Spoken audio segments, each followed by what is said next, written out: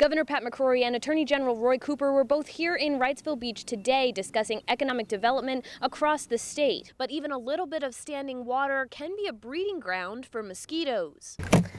According to certified consulting and research meteorologist Jan Null, the temperature inside a car can rise up to 29 degrees above the temperature outside within just 20 minutes. A suspect was taken into custody here in front of Winter Park Elementary School. We'll take a look at projected tourism for this summer. Exploring other parts of the country and other parts of the area now as a family and not hitting the beach. So, you know, a positive out of the negative there. Yes. Both are charged with 2 counts of first-degree murder. Was last seen at the Point at Taylor Estates last month. There is now a $3,000 reward offered for anyone who knows the whereabouts of the Wilmington mom. Well, it's officially spring, and that means it's officially tourism season. Coming up, find out what the port city will be grilling this holiday weekend. Those that won last night will be continuing their campaigns to the general election on November 8th. The program brings 4 groups of dogs into the prison each year to work with the inmates. Today was all about girls. Skating legend Tony Hawk is doing his part to help skate dreams come true for kids here at Ogden Park. Removal is well underway here at the Sutton Coal Ash Basin. Folks eagerly waiting on the beach, watching the Brunswick County Sheriff's Office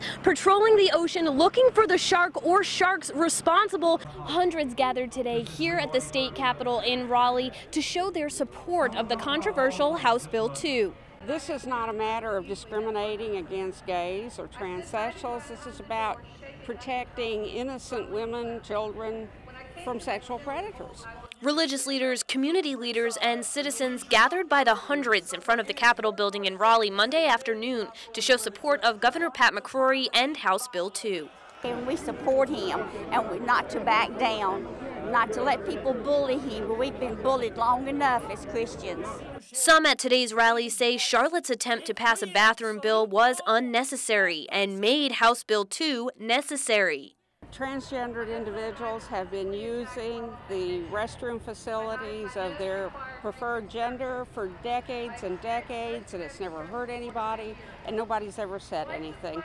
Then they come out with this crazy law that it's just an invitation to sexual predators to take advantage of the situation. Several of the speakers today say this bill protects everyone, including members of the LGBT community.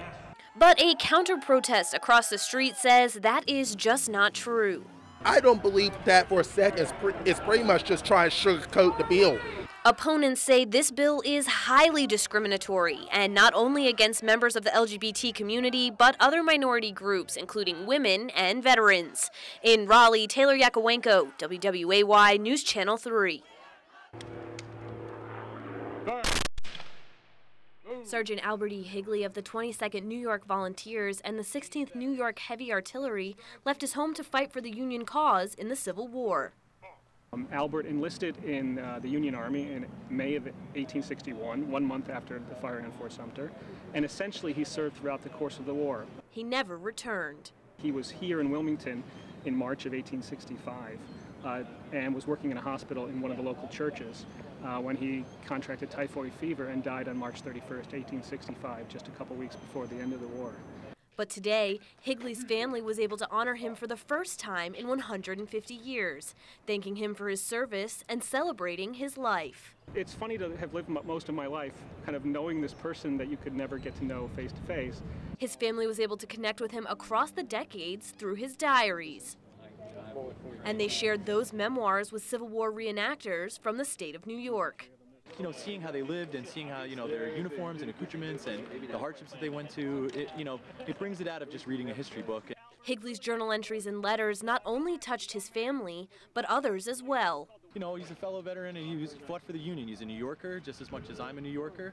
I fought in Afghanistan with the New York Army National Guard, and, you know, being here, you know, supporting and honoring a federal soldier who is buried deep in, you know, at what the time when he passed was enemy territory.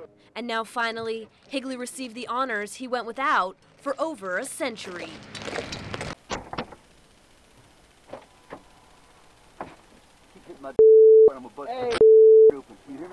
This incident, caught on tape in 2014, is the reason Wilmington Police Corporal James Coley Johnson found himself charged with simple assault and failure to discharge duties.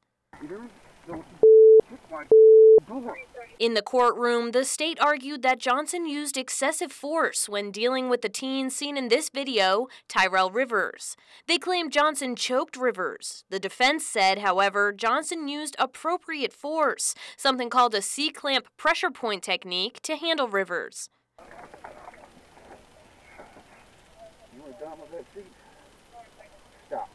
The defense called the entire trial much ado about nothing in their closing arguments. In Wilmington, Taylor Yakowenko, WWAY News Channel 3.